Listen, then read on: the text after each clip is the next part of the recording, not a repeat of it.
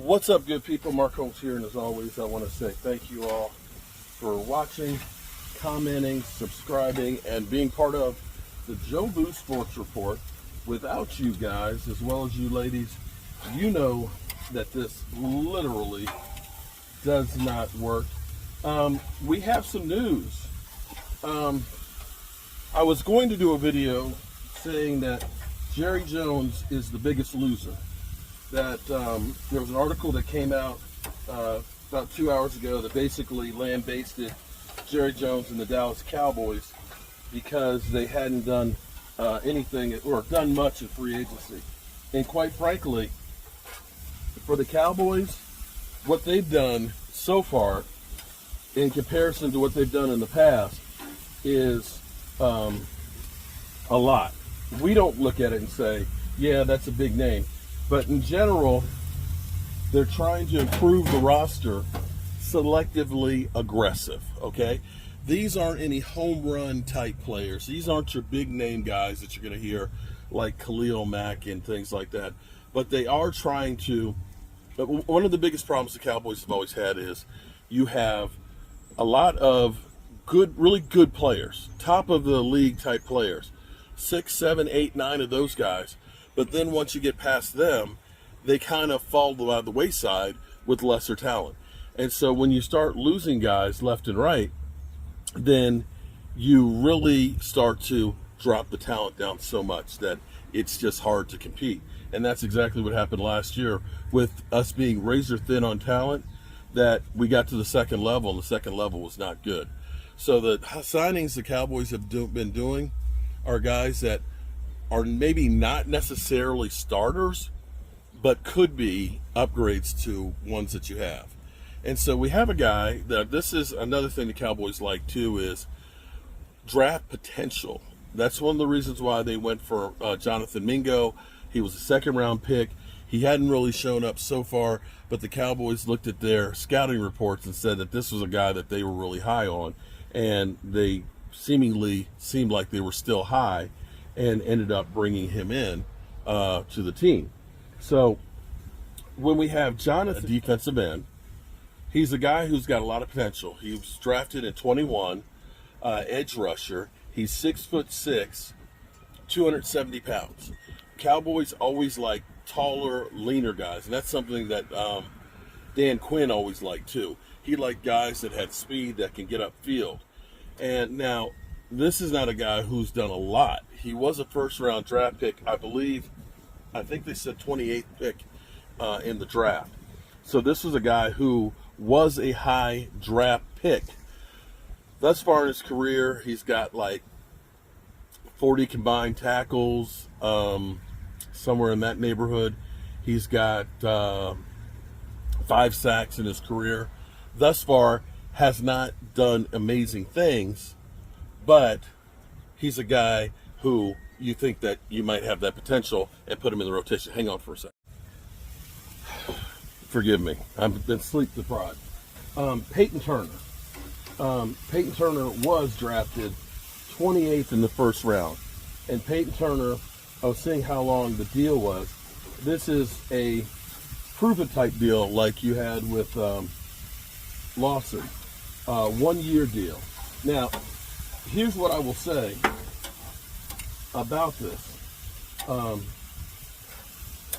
is the signings that we're doing right now are kind of like the signings that we usually do at the end of training camp. If for no other reason, this is better because, I know you're looking at my chicken and drooling right now.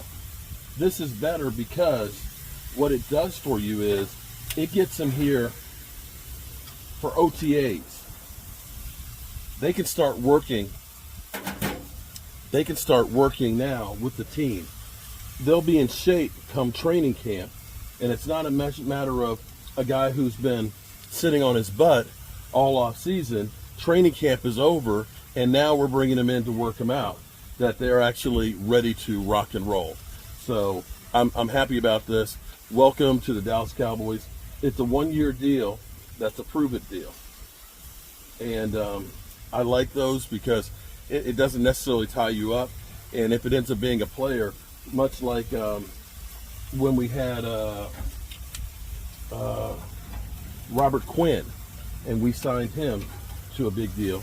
Hold on, I got to help my daughter for a second.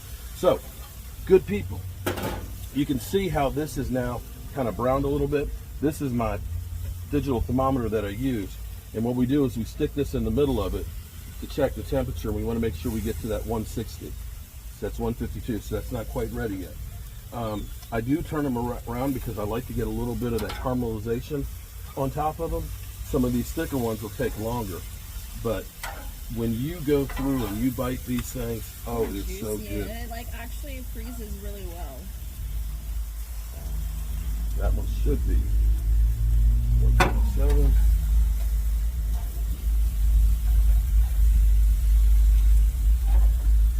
That one definitely is. But this goes really fast. Yeah, it does. Now, I'm going to do this. Look at this. Ooh, that's hot. But look at that. You see how that color is beautiful? You see the juice that's in there just running off of it? That is perfect. Wow. Yeah, and then when you reheat it, it's not going to be all dry. Yeah. Well, what you'll find out is in the pan, you're going to see a lot of juice that actually runs off the pan from the chicken. And if you put this in the fridge, pour that juice on there because that juice is more fantastic flavoring. Well, thank you. I appreciate you vlogging with me and making me some meal prep. Definitely. You always got to take care of your little ones. Oh, I gotta take my thumbnail. Oh, you want to take it with that chicken on there? Yeah. Like my meal prep. Oh, wait, our shadows in it. Are you vlogging? Nope. Well. Oh, yeah, that's a good one right there.